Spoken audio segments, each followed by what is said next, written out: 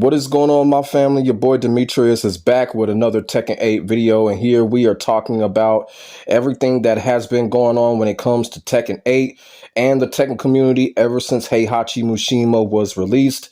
And as I said in a previous video, it has been a lot of crazy shit going on involving Tekken 8, the Tekken community, to the point where it kind of feels like everything is in shambles when it comes to Tekken 8. Just as you thought things were somewhat going to get better with Heihachi Mishima and Bandai Namco announcing that they were going to fix the rank problems that Tekken 8 online rank had, it's getting kind of worse out there. Like I said, it's getting kind of worse out there. People are having like a riot mentality when it comes to Tekken 8. And right now, it just seems like things are in a little bit of shambles right now. But as I also said in the previous video, I actually predicted this because we did not need a new Tekken game. This just comes from not needing a new Tekken game at the moment, despite people not agreeing with me or not. I kind of feel that way. And I also feel like, too, when it comes to Heihachi Mishima, that he was clearly damage control. But it kind of looks like the damage control is backfiring a little bit because people are not happy with the story when it comes to Heihachi Mishima. People are not happy with the retcon, which it clearly was. You feel what I'm saying? None of it really makes sense when it comes to Heihachi, but I kind of feel like Bandai Namco is doing that on purpose because they knew it didn't make sense because it was damage control. I've been saying it all along. Heihachi Mishima seems like a late season 3 DLC character, but because of everything that is going on, Harada and Bandai Namco pushed him forward. They can do that. A lot of people are like, well, they can't do that. Why can't they?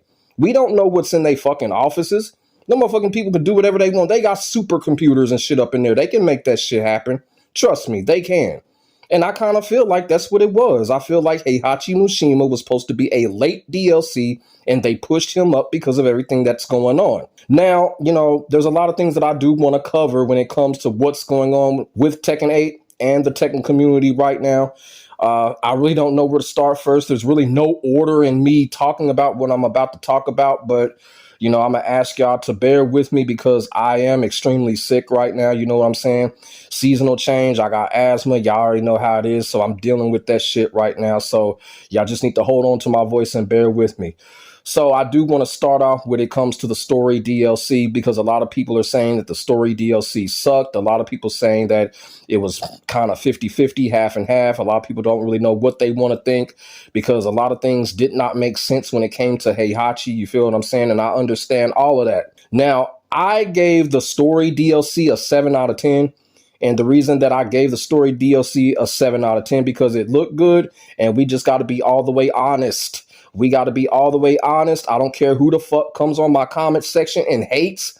Eddie Gordo carried that story DLC. I don't care what nobody says. Eddie Gordo clearly carried that story DLC. He made it interesting. He made it actually fun to watch. You feel what I'm saying? His interaction with Nina Williams, the flirting and all of that, that shit was gold. I liked what was going on. Lydia also played a pretty good role in that. You feel what I'm saying? The whole thing that went down with Heihachi, to be quite honest with you, I really wasn't all that interested in what Heihachi had going on. You feel what I'm saying? And I don't understand this whole thing about Heihachi going after Kazuya. I understand it because I guess that's what he last remembers.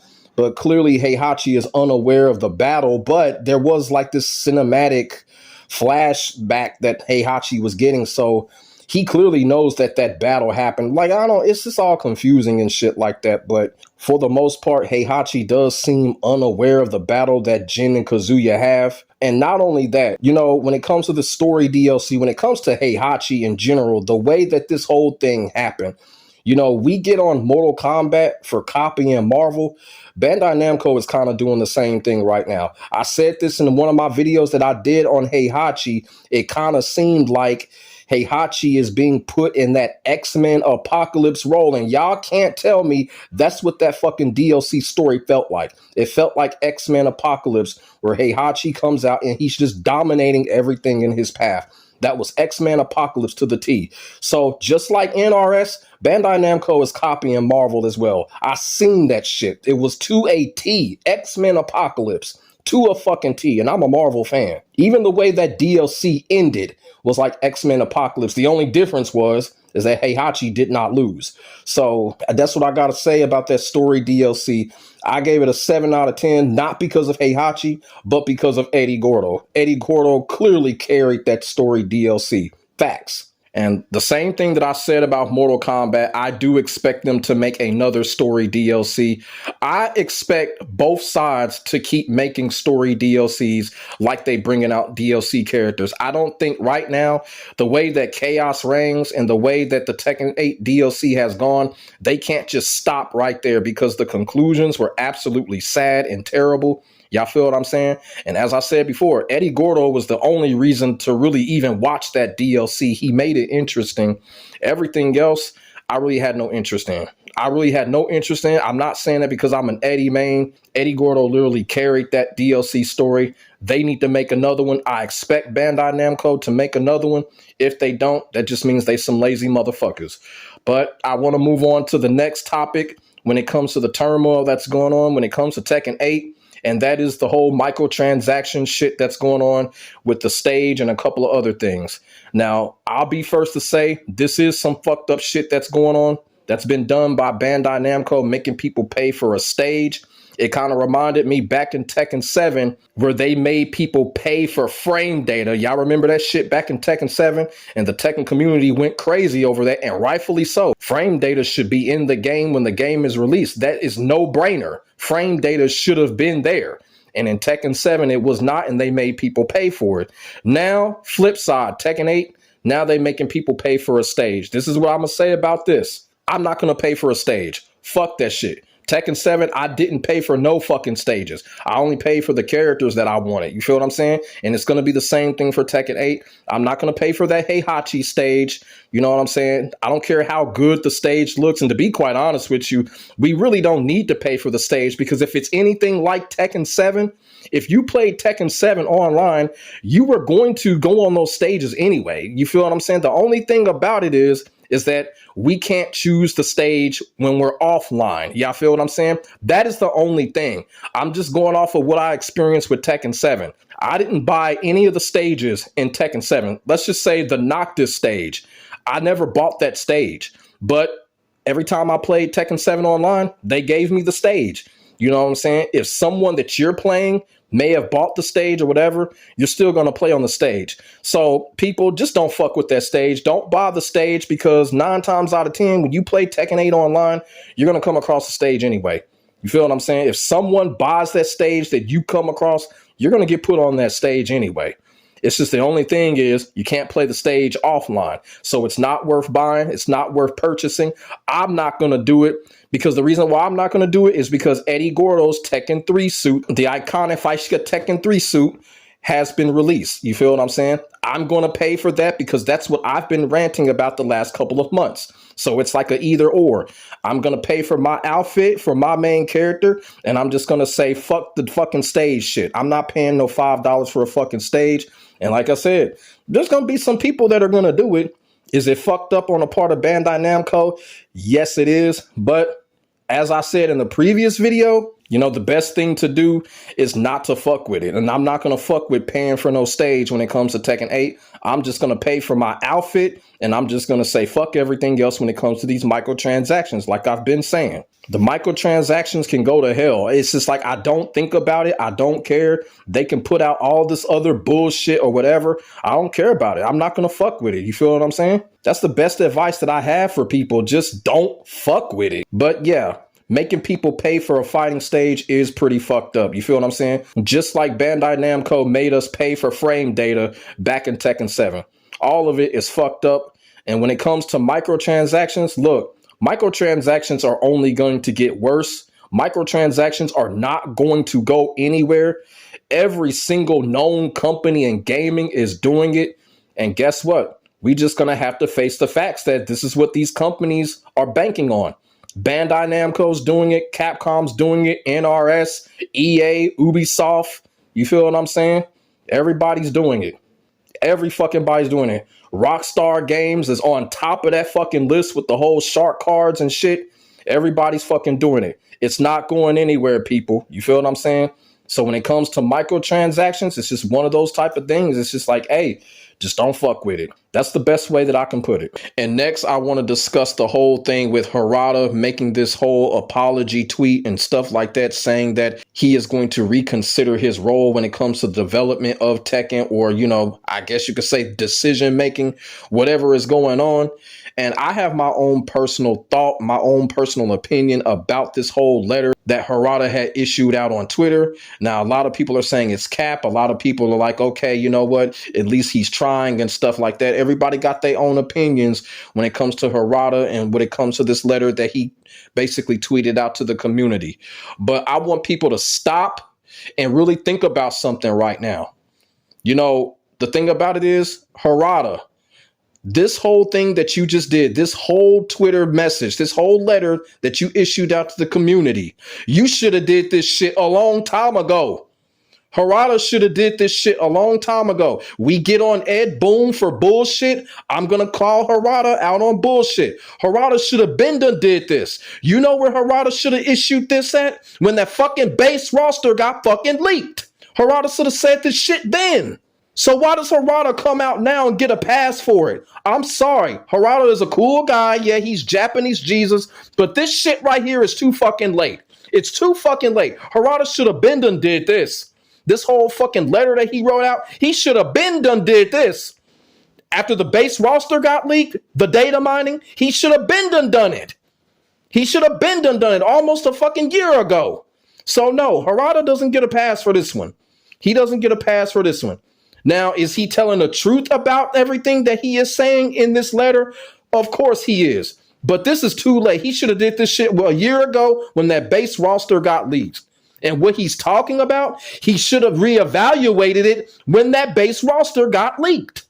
So no, I can't give Harada a pass for this. I just honestly cannot. I cannot do it. And that's all I'm going to have to say about it. People wanted me to do a separate video on that, but there's really nothing to discuss other than what I just said. Harada should have issued this type of statement a long fucking time ago when shit was getting leaked. Y'all feel what I'm saying? And like I said, if this was Ed Boon doing some shit like that, we would destroy Ed Boon for doing it. Y'all know I'm telling the truth. So no, Harada cannot get a pass for this. No. If we don't give Ed Boon a pass for this bullshit, we can't give Harada a pass for it. Let's call a spade a spade. Come on now. I like Harada, but right here, this shit is too late. This letter is too late. And to be quite honest with you, it just proves my point even further that they were banking on Heihachi to pacify the whole situation that was going on when it came to Tekken 8. They were using Heihachi as a pacifier, and it's backfiring right now. Go back to the video that I did on Heihachi. The thumbnail is right here. I literally said it in that video. They are banking on the reaction of Heihachi Mishima to see what they need to do next. And look what's happened. Everything has backfired. Harada has come out with this apology, whatever you want to call it, a reevaluation letter, however you want to call it. That's what they were doing. And I said that in that video. They were waiting on what was going to happen with Heihachi. They were waiting on the community's response. They got it. Now this is what's going on. You know what I'm saying? And now, hopefully, when it comes to the future of Tekken 8, hopefully the development team will stop being arrogant as fuck and fix what needs to be fixed. Give the fans what they truly want. When it comes to this whole Tekken shop, like, look, like I said, I don't pay no attention to it. The Tekken shop, I only buy what I said I was going to buy. Now I got my outfit and I'm just not going to fuck with it anymore. So fuck the Tekken shop. Fuck all that battle pass shit. I don't care about that. I already said that in a different video. Fuck all of that. You know what I'm saying? It's all about the game and the game itself. You know, they need to fix rank match. They need to fix other things. They still need to fix a lot of these goddamn characters. They need to get to work. Namco needs to get to fucking work. Because like I said, right now, the community is speaking right now. The community is in shambles, and they are finally pointing the finger at the people that need to get the finger pointed at. And that is the development team. And that is Namco right now. It's about fucking time. It's about fucking time. And like I said, I do believe that there's light at the end of the tunnel, but it all comes down to time. You feel what I'm saying? How much time is Namco going to take? Are they going to take their sweet, precious, arrogant time? Or are they going to get to work really fast? We just don't know. We just honestly don't know. I just hope they get to work really fast.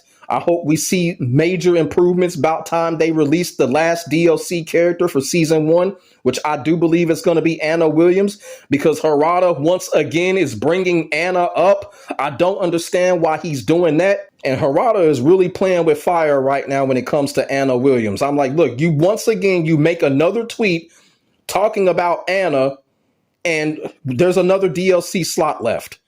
So I don't know. I don't know why Harada's doing this. I don't know why he's doing this. Just bring the fucking character out, for Christ's sake. All right?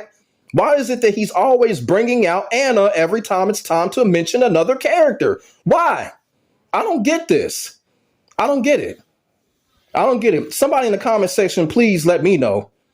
But as of right now, I'm still going to say it's Anna. And if it's not Anna, hey, I don't know what's going on. I don't know why Harada keeps bringing her up in crunch time every time this happens. I don't understand it. But like I said, as far as the Tekken community is concerned, the Tekken community does have a right to be upset with a lot of shit that's going on. Like I said, the story DLC to some, it sucked to some. But like I said, the reason why I enjoyed it for what it is was because my main character carried the whole goddamn thing. Eddie Gordo carried that whole shit. That whole shit that was going on with Heihachi, I didn't even care, man. I didn't even care. I didn't even try to understand what's going on. I really didn't. You know what I'm saying? It didn't spark my interest. It really didn't. I'm just being that real. You know what I'm saying? And like I said, they need to make another one. They really need to make another one. They need to make another one. I don't know what's going to happen here. If it's going to be about Heihachi or something, I don't know. It's just shit. It's just all over the place right now. When it comes to all these fighting games right now, it's just getting crazy. It's getting crazy. But Namco got a lot of work to do. They got a lot of work to do, and they need to stop being arrogant, because the community is on their ass right now. And shout out to the Tekken community for getting on the ass of Namco. And people have a right to be upset about what's going on. Whether it's Heihachi and the whole retcon situation, the story DLC, paying for a stage, people have a right to be upset right now. You know, Namco just needs to stop being arrogant. So what? You don't have no 3D competition. Still, stop being arrogant, motherfuckers. For real. So, Namco, how about y'all do that shit in advance before any other reveal comes, okay? Because this shit is bullshit what's going on. For real. So that's all I got to say about that. And like I said, we'll see what happens when it comes to the future of Tekken 8. Are things going to get fixed? Are things even going to get better? You feel what I'm saying? I'm still going to play Tekken 8. You know what I'm saying? I like it enough to continue to play it. I've already made a video on that. I just focus on the things that I have control of when it comes to the game. Whether we like it or not, there's a lot of things that we don't have control over when it comes to the development of the game, the decision making that the development team is coming up with. We don't have no say so in that.